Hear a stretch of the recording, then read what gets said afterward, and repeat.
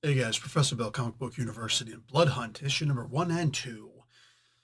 This was surprisingly good. I put out a tweet not too long ago that said, has anything good actually come out this week? I believe that was last week. For the most part, people are like, whatever. But a couple of them pointed out, besides the obvious, well, it's better than nothing. It's better than what we got during COVID, which you're right. It's a pretty low bar to set, but you're right. But I'm listening to everybody on Twitter. A couple people, however, pointed out, what about Blood Hunt? I stopped and I thought about it. I'm like, now that I think about it, I don't think we've ever had a Marvel event actually focused around Blade specifically. You could say like the midnight, what was that? Shoot, can't remember. The midnight run, or I don't know. It had a whole bunch of people, right? But no, this is very different. Let's also, the people who were involved in it was pretty interesting, and let's get into that before we go any further. So the writer is Jed McKay, artist is Pepe Larez, color art is Marty Gracia, and letters VC's Corey Petit. Larez and Gracia did the cover art. A couple of variant covers out there, including one by Stanley Artgerm Lau. I actually have to see that one. I haven't seen that one yet. Very disappointed in myself. Anyway, I'm enjoying this. This was interesting and not as standard expectant as I expected it to be. So Jed McKay's been doing the Moon Knight stuff, and people have been loving it so much that he's been permitted to expand outside of standard Moon Knight. I got the Midnight Edition going on. He's allowed to kill Moon Knight, apparently. Hunter's Moon is out there. I'm not a huge fan of the name. At least there should be a nickname for him, right? Hunter. Just call him Hunter. Maybe it'll sound a little bit like a wrestler, but I don't care. Like the longest name that I can think of that's out there is Spider-Man. They're just like, like, even then that rolls off the tongue fast. We can still be like Spidey, Captain America. That's a pretty long one. Cap, right? But just, Hunter's Moon, look out behind you. Like, but it takes longer to say your name than watch your back. Yeah, it says something, right? So the last pages of each of these comics gave us something to think about, something to be freaked out, while at the same time really following some old tropes. I actually did not like this first issue of the comic book for a couple of minutes at least, until like the last, I don't know, maybe the last 2 or 3 pages, last page for sure, even though I was still a little bit set back by it. Anyway, I got to read issue 1 and 2 at the same time because it was a little late on them. You got the Avengers are out doing what they're doing. Scarlet Witch is with them, and she's an all-powerful creature who can go one-on-one against the Phoenix, even if it's split into 5 pieces. Whatever. We're just gonna call that what it is. But all of a sudden, Blackout and a whole bunch of different characters wind up vomiting a bunch of Dark Force. So Shroud, Cloak, I mean, you name it. Dark Star. They're all, and ones I've never seen before. Just kind of vomiting inky blackness of the Dark Force dimension. The Dark Force dimension has always been alive in a certain way and has needed to take light from people, at the very least, like their inner light. If you're familiar with the Cloak and Dagger characters, it's very interesting set of characters, particularly Cloak. He's got to constantly feed the Dark Force dimension. A whole bunch of other characters too, affected in one way or the other, yeah?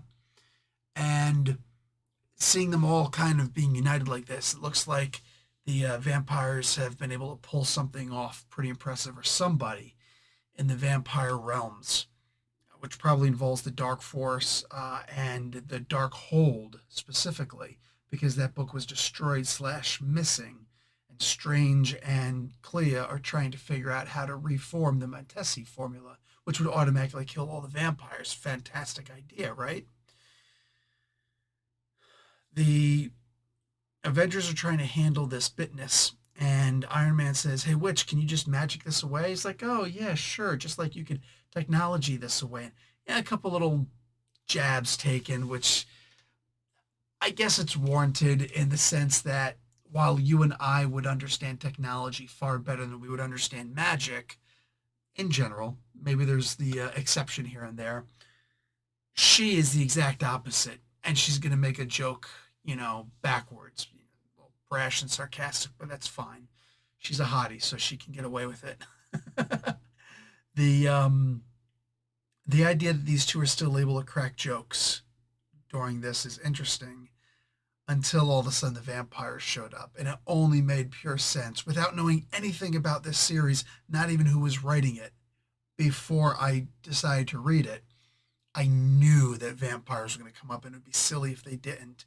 Once I realized Jed McKay was on this book, it's like, oh, well, duh. Of course he's going to bring in vampires. Look at what he's been doing in Moon Knight. He's been inadvertently, verdantly, whatever, setting this up for a while now. Verdantly. Anyway,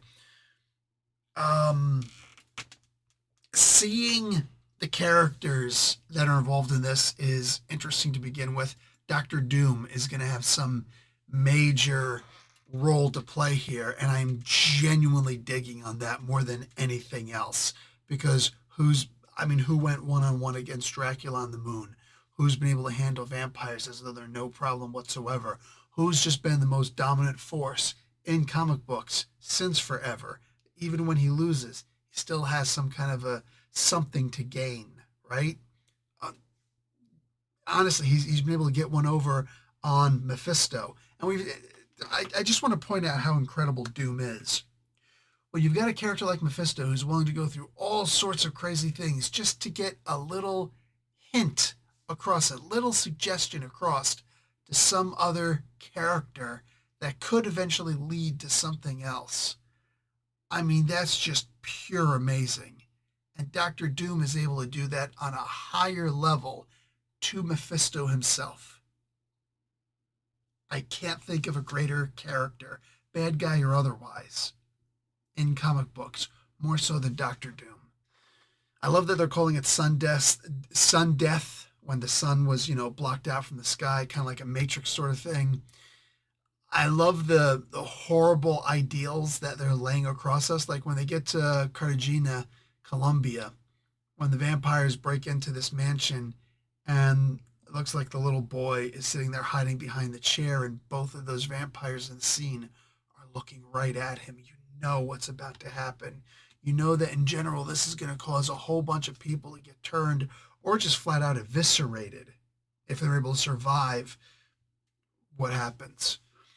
People trying to get across the border to Latveria, and Doom just knowing that this is a great way to improve his austerity, right?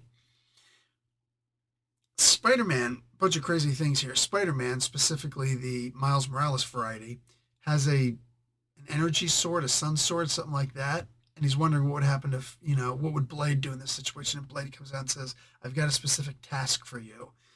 That's cool. When it comes back and we see what that task is later, that's pretty impressive. So the Avengers are doing their thing, and of course, all of a sudden, some new characters show up, these new bad guy characters, and they look really cool, but they're all, saying each other's names. This is where we get tropey, and blah, blah, blah, blah, blah, and then they just absolutely wipe the floor with the Avengers. It's like, yeah, this is exactly what I expected it to be. The thing that absolutely dropped me out of this comic book and made me almost just say the hell with it, I'm not interested in reading this or doing a review on it, or a positive review at the very least, was that they're talking about how Captain America is the symbol. If we can capture Captain America, then we can show what a great, thing we're doing, and we could destroy the morale of everybody and blah, blah, blah, blah, blah. But they're not talking about Steve Rogers. I don't know where Steve Rogers is in the comic books right now. They're talking about Sam Wilson, better known as the Falcon. It's annoying enough that they still haven't come up with a new character name for Miles Morales other than Spider-Man. It's frustrating that they still once in a while call Laura Kinney the Wolverine, which she's not. The most frustrating of them all is just the idea that some guy with wings is carrying around this shield and calling himself Captain America. I'm reminded, I go back in time to after Shooter was gone, when they first started doing changes to characters, major changes. They made this thing look like a pineapple. They changed Iron Man's armor to the Silver Centurion. Actually, that was prior. They changed the Hulk gray. There's a whole bunch of really cool things that they did, but they didn't last particularly long, right? And they were still the original characters. We still had a couple of crazy things like during the Infinity Gauntlet. Thor wasn't Thor, he was actually Eric Masterson. And it's one of those things where when you go back and you look at some of these incredible stories and you're like, this fits, this is awesome, I love this. I'm upset that it's not the real Thor. I'd love to have seen what the real Thor would have done, but it's very cool that they kind of nerfed him a lot and just made him this inexperienced character instead, and da da da da da.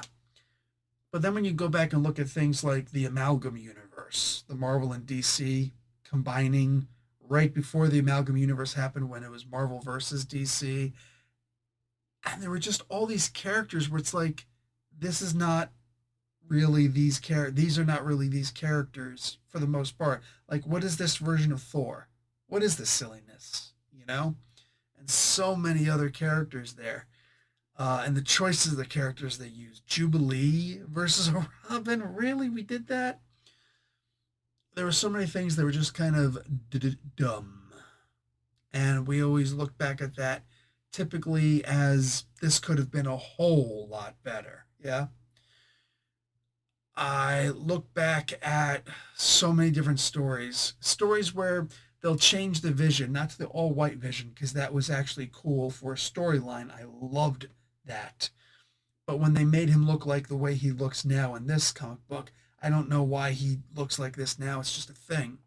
They keep on changing these characters, and not just changing the way they look, but specifically changing the roles for these characters. Captain Marvel is now suddenly a very important character, Carol Danvers, and it's like she was never that important. I don't see any reason for her to be that important. You're kind of shoving characters down our throats that we're not really as a whole. I mean, it's never going to be as a whole, but you get what the difference is between the majority and the loud, squeaky minority is, right?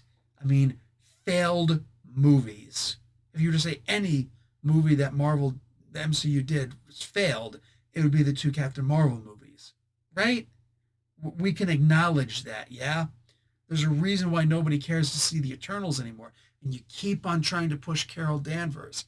I get it, but there's a way to do it. Maybe they just haven't figured that out yet.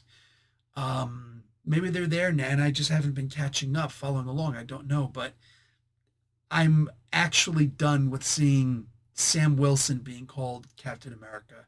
I am so over it at this point. I just think that the people at Marvel are living in a very delusional state to continue doing this, to try and keep pushing this nonsense on people. But, and now, very Thorish, right? So, he's the symbol, yeah. Because anybody looks at freaking Sam Wilson as a symbol of what? Of what?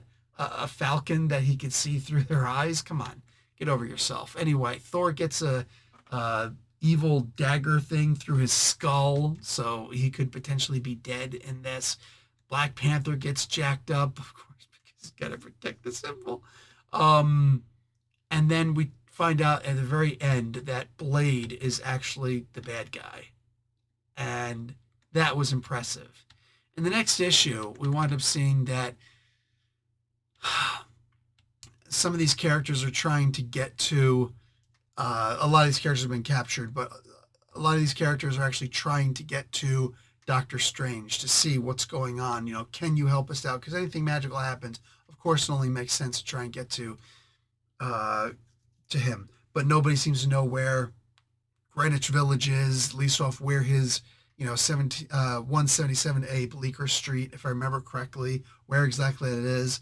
I love that some of the characters like, yeah, because it's not the most noticeable thing ever, right? The way it looks. It stands out like a sore thumb, but I love it. And I really dig on that. I think that some of the new characters are trying to push, and they really are trying to push them in the laziest way imaginable. I'm sorry, this Blood Rain character. First off, aren't we done with characters with purple hair and blue hair and pink hair and nonsensical colors for hair. Like, seriously, we're not done with that yet. We're not over it. We're not recognizing that these dumb kids doing this stuff is just silly. You're trying to stand out in the crowd because you feel, and probably rightfully so, that you don't belong.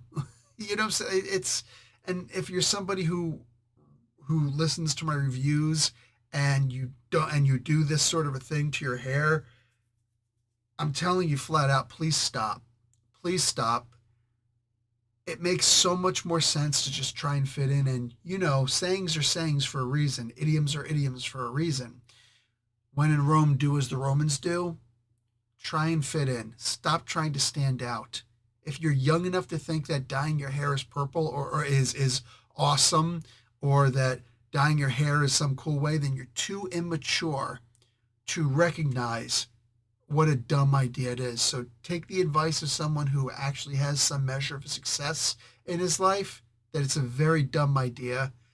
Bring your hair back to its normal color, let it grow out, and then just be your normal hair, your normal everything. Enough with the tattoos, the piercings, all that silly stuff.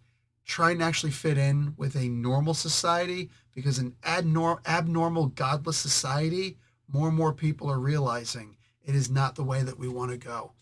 And characters like Rain, who are trying to appeal to these characters, one, they don't. Two, it's your typical female trope where all the men have to prove their worth, which is awesome because that's the hero's journey. But the females are just awesome because they're females, right? Their 7-day bleeding period is their superpower, I guess. No, fail. Nobody likes these characters. Stop. Don't lie to yourself, because you sure as hell can't lie to me. Nobody likes these characters. It's as simple as that. You simply don't have anywhere near the numbers of people to sell the comic books to make a Blood Rain comic book awesome. You simply don't, and you never will, because the writers are too, with all due respect, stupid to understand. If you don't have a hero's journey of some sort, if you don't have some kind of a struggle, the obstacles that prevented this or tried to prevent this person from getting to what they needed, and then overcame those obstacles, then you just have a boring character. It's a failure, and you're just making it so that people don't want to look at these new characters. And Marvel could use some new characters. All the comic book companies could use some new characters, but you're screwing up so badly in each one of these. Give them a hero's journey. Start all over again. Try again. Do better. Grow up. Dracula's here as well. He should be, of course. And just further proof of what I'm talking about, Blood Rain, who, how old could she actually be, is beating up on Dracula and teaching him a lesson and all this other nonsense. So stupid. It's infuriating. I love that Doctor Strange has to show up in an astral form to meet the people in question, who come to his sanctum sanctorum because his body's not in the best of shape. So he's there astral projecting. Of course, he can only do it for so long before all of a sudden he starts to lose that connection with his body. If he didn't just die recently, I'd say this would be a good way to actually have him die. The Avengers come back and they're able to just handle these characters who handled them not too long ago. And I think that's kind of dumb. It's another really dumb trope. The Vision uses solar energy, which, duh, I was thinking in the very first issue, why didn't he just unleash solar energy? It's obvious these are vampires, right? But then freaking, my God, Captain Marvel, once again, the most powerful character who's ever existed, she's able to just punch the sky with a photon beam, and then it breaks through the dark force. Well, shit, bitch, what the hell are you doing then? Go around and just get rid of all this darkness, make all the vampires go away. You win. You win. You're obviously the most powerful character ever, right? Thor bows to you. Nah, this is just dumb. It's really dumb that she's able to do it. It was not an inspiring moment at all. It's just, duh. Give me a break. The very cool thing is that we find out that the thing that Blade had Spider-Man do was to actually be a vampire and attack the people in the Sanctum Sanctorum. because Blade was actually the new Lord of the Vampires all along. That was pretty impressive. When you're going to do a Blade centric event and Blade is actually the bad guy, I'll start that slow clap. Nice job. Really nice job. There's a great sense of new ideas in this old world of comic books. But again, I've said this a couple of times before, the old Mort Weisinger idea of just take whatever story happened 5 years ago and just simply redo it. Different characters if you want, different names on them if you want, whatever, just rehashing the same stories is so half baked, it's so dumb. Because at the end of the day, his idea was, oh, people only read comic books for about 5 years, and then it's a whole new audience. So the stories will always be new to somebody. That's great. And maybe that seemed to have worked for him, but DC never really did what Marvel was able to do forever, right? Marvel just came along and owned DC. And maybe a lot of this is a self-fulfilling prophecy that the people are only reading your comics for about 5 years because when they see the redo of these old tropes and these old ideas and these rehashed stories, they're not interested in sticking around any longer. So there's that. But hey, what the hell do I know? I'm just some guy on YouTube, right? Who happens to have talked with pretty much every single senior member, many of them who are not here any longer, and talk to them about what makes a good comic book. And they could tell you in detail how to make fantastic comic books, the ones that have sold off the charts. And it is what it is, man. But hey, you guys know better than them. So do your thing, Marvel. Do your thing, DC. Go ahead, editors. Show us how it's done. And we'll show you how we can save our dollars in an inflation and not give them to you. You're making it easier by doing these old rehashed stories all the time. I really did like Blood Hunt. I'm going to check out some of the what have you, some of the checklist books, the other books that are around here. I'll probably take a look at some of them. But for all intents and purposes, I don't know that any of them are going to be any good. I don't have any reason to believe that they're going to be good, but I'm willing to check them out. Some of them at least, just to see what's what.